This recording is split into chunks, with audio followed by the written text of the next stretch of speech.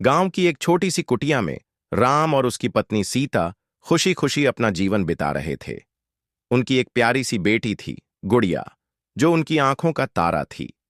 गुड़िया अपनी मीठी मुस्कान और चंचल स्वभाव से पूरे घर को रोशन करती थी।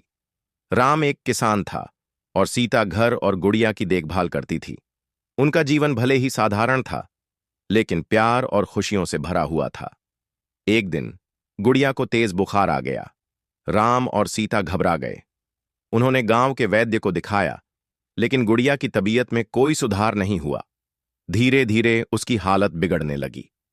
राम और सीता दिन रात उसकी सेवा में लगे रहे।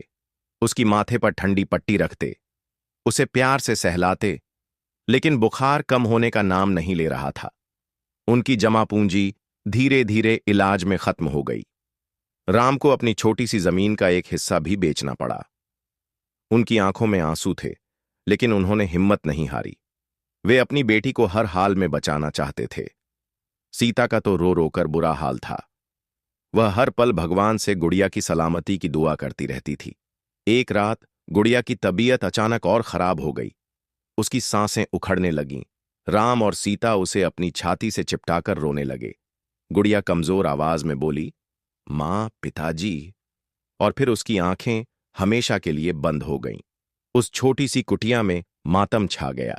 राम और सीता का संसार उजड़ गया। जिस गुड़िया की हंसी से घर गूंजता था, वहां अब सिर्फ सन्नाटा था।